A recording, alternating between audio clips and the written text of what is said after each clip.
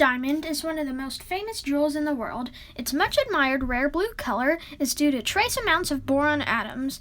It weighs over 45 carats, and its estimated value is up to $250 million. Until recently, the Hope Diamond was believed to be the bluest gem in the world. But today, we would like to introduce you to a precious gem we discovered that is even bluer and more fabulous. Welcome to Typewriter Minutes. This is Sam. Today we're doing a review of a 1965 Smith Corona Sterling in stunning Star Mist Blue, although we like to call it Robin Egg Blue. So we have two of these machines that we got from Goodwill, both in really good condition, and we thought we'd show you one of them. Before we do that, we thought it would be kind of neat to look at some of the advertisements from the 1964-65 era to show what other machines Smith Corona was selling along with the Sterling. Okay, we found an advertisement from 1964, very close to when our machine was made, that shows some of the other models they were selling at the same time. So here's the Smith Corona Sterling. It was the, it looks like the, not the high end, not the low end, but kind of the medium range model that's sold in blue and gray, at least in 1964, which I think this ad was from, for $110. Then you had the top of the line manual, which is the Galaxy, where they went to the sliding ribbon covers instead of the flip up ones. Those sold for $123.10 retail. And then you have the low end crappy model. I don't know if it's crappy actually, I've never owned one, but I hear lots of bad reviews of the Corsair portables. If anybody has one and likes it, let us know. Those were only $79. And then up here we have the electric, Smith Corona Portable Electric for $169, so that was definitely the most expensive. And then what do we have here in the middle? In the middle, it shows that back in the good old day, nudge nudge wink wink, it was so hard to choose between an electric and a portable to give for Christmas. What would you give? Feel free to tell us in the comments down below. So we had the Galaxy manual on the left, the electric on the right. Decisions are so hard. And then here's another one. I think this is from 1964 or 65, showing the Galaxy 2 model. Again, more the futuristic styling with the sliding ribbon cover. So our Smith Corona Sterling was kind of the holdout model from the prior 5 series before they went completely to the new body style with the sliding ribbon cover. Here's the gray one that was mentioned in the 1964 ad. And they started making these green ones in 1965 or 1966. Now back to the review. Let's start with a quick look at the keyboard. Here's the shift, and here's the standard keyboard, and here's a dedicated key with an exclamation mark and a 1, which is pretty nice. Here's the ribbon reverse lever, which changes the direction the ribbon is pulled in. And here is tab, tab clear, tab set, and margin release. What do we have over here? We have the ribbon color selector, black, red, and stencil, which practically no one uses anymore. Okay, and that's kind of a nice little 3 diamonds with the Sterling inset, kind of gives it a nice look. Ooh, ah. Okay, let's take a look under the hood. It's a basket shift, which all the Smith Coronas of that era were. It's got the original metal spools, it has a fresh black and red ribbon, and this is kind of a good comparison. This thing's been completely disassembled, given a full chemical clean, and if you look at this, and then compare it to the sister machine over here, which we have not cleaned up yet. This is kind of what it looked like when we started, with all that disgusting stuff down in there. Ew. Ew. And nice and clean. Inside here, what do we have? This is the tension adjuster for heavier or lighter touch typing. Standard basket shift, and just a nice little flip down cover. They just about started going, they did start adding a sliding ribbon cover to some of their other models, as we've shown in one of our other videos. and as you saw in some of the advertisements. In addition to the manual ribbon reverse mechanism over here, there's also an automatic one deeper inside. So up in here, the ribbon spools feed out into these little forks right here. The ribbon goes between the forks. You have to have an eyelet or a grommet, an eyelet I guess, on these ribbons for them to work. And when it's just about unwound, the eyelet comes out, pulls this out, and causes the ribbon reverse to happen. So you do have to have eyelets. Now let's make a quick stop and check out the side of the machine. Here's the Platen knob, which you roll around to move the paper. And here's the carriage release to move this around. I kind of like on this series where they kept the metal carriage release levers instead of the plastic. A lot of times the plastic ones are broken off, so I kind of like that this model has all metal. Here's the paper release, so you can shift around the paper if you got it a little crooked. And here's the paper bail, which you can move up and out. Here are the margins. To set the margins, you just slide them like this. And here are the bunny ears, which are used to support the paper. Now my assistant's going to show you how easy it is to get the Platen out. So you just lift up the paper bail, lift up this little cover here, slide the carriage all the way to the right, and then if you'll swing around here, you can see this little black back plate comes, doesn't come off, but it pops out like that. Then you push the little Platen release lever forward. Oops. And that allows you to just pull and twist the Platen right out. So it's easy to get it out and clean it, or clean inside the paper tray. The Platen on this actually is not bad. It has, not the hardest we've seen, it's not the softest, but we cleaned it up good with soft scrub to get off all the black nastiness, and it still has a lot of life left in it.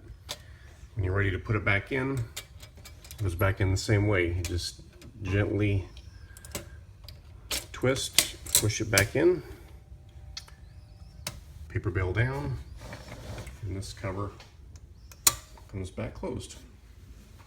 Now we're going to take a trip to the back of the machine. We got really lucky with both of these blue Sterlings, and especially this one, because this thing, the body on it is just about perfect. There's not really any material scratches at all. It's just that nice. A little bit of teeny tiny scuffs here where it goes into the case. Got the standard Smith Kona logo, and if you'll get a picture there, we got Monroe Office Supply in Monroe, Wisconsin. I think this machine might have come from the Wisconsin Goodwill, but we're very thankful to get it.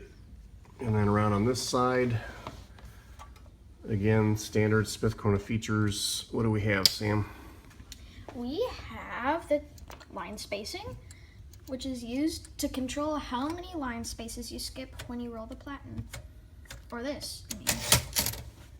Okay, we got the nice chrome return lever, Platen knob. Again, the chrome carriage release levers, which are nice. And what does this do? Pull this out so that the Platen moves freely. I know you probably know this, especially if you've seen our other videos. But we like to go over it again and again and again and again and again. That's right. And then also, this little lever down in here also allows the Platen to move freely. And I always forget which is which. One of them remembers the click space where you were, and one of them doesn't. I think this one, when you push it, does not remember where you were on the clickies. And here's the page gauge. Page gauge. So watch our other Smith Kona tan episode, and you'll know how the page gauge works. It's very useful, actually.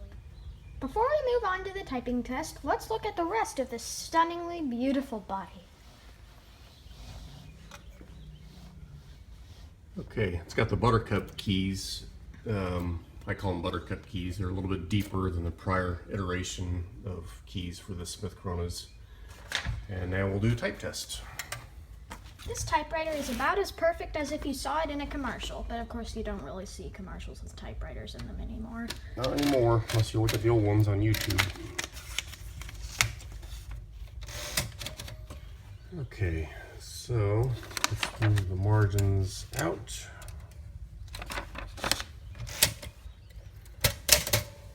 Oop, it's on stencil. Type, writer, Operator error. minutes. Okay, first on the black setting.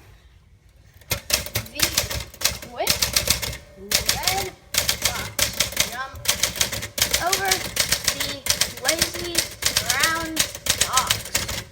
I really like the typing action on the Smith Coronas. These things are just bulletproof. They're easy to work on. I'll show you the bottom of the machine in a minute. You just lift it up and it's very easy to get to the inside. Now on the red setting. Now is time for all good men Oop, typo. who come to the aid of their country. Oop, line lock, margin release, period. Let's zoom in on the typeface. Looks really good. There's my typo. I'm not perfect, okay? No one is. Now for an alignment test. Capital H, small h, capital H, small h, capital H, small h. Capital H, small h, capital H, small h, capital H, small h. Capital H, small h, capital H, small h, capital H, small h. We did the on feet and on motion alignments yesterday so that everything's nice and aligned. Looks good. Before we move to the case and all the cool stuff that came with it, we want to show you the bottom of the machine. So the rubber feet are really just about perfect. We took them out for the chemical clean. They're actually surprisingly easy to get in and out of there. Super clean, standard Smith Corona undersides. They're very easy to work on. You just lift it up and here's the adjustments right there for the on feet and on motion alignment. There's the escapement. There's the loudest bell in the universe, and really nice. And now, what you've all been waiting for, the 1965 Smith Corona Sterling pros and cons. Here are some pros. It's nice. Its shiny, bright color is pretty nice, considering some of the prior versions had kind of dirty, earthy colors, which were not very interesting. It also has some very nice typing action. It's easy to work on. It has metal carriage release levers instead of plastic, like some other brands have. And its loud bell is super awesome. And it's also relatively inexpensive and easy to find. And on the carriage return levers, or carriage release levers, sometimes even Smith Corona, they went to the plastic ones that are often broken, so we like the metal ones. Some of the cons, if you don't like a loud bell, this is probably not for you unless you want to try to modify the bell because it has a pretty loud strike. And then the only other con that we could think of is this little face plate here. On a lot of these, it starts to come off and unglued after 50 plus years. This one is just fine. It's barely coming off on the very corner. We're just going to leave it because it's on there pretty solid. A lot of times these come off and you just have to re-glue it, which is kind of a pain. So those are the pros and cons that we could think of. If you can think of any others, let us know in the comments. We'll wrap up the review with a look at the trimline carrying case and all the cool stuff that came with it. So these are just about bulletproof. They're made by Samsonite. This one has a little ding right there. I thought there was one more little ding. Yeah, right there. But the case obviously has done a good job protecting the typewriter because the typewriter is just about perfect. Fortunately, it's not as big as a ding as the bell makes. That's a good one. Okay. Made with skill, packed with care. Oh, I didn't notice this before. Mary Sheld, S-E-H-E-L-D. Mary Shield or Mary Shield. Anyway, thank you, Mary, for donating it. We appreciate it. So we have the certificate of value, Smith Corona 10-day touch typing course. Doesn't look like they ever sent it in. You can also get this cool record set for only $3.95. Oh, that is the touch typing course, sorry. That doesn't look like they ever sent in for it. We have the Smith Corona 5-year guarantee. And we have the original Sterling manual, which is kind of nice. I didn't realize this was called the trimline carrying case. I knew about the holiday case, but evidently this one was called the trimline carrying case.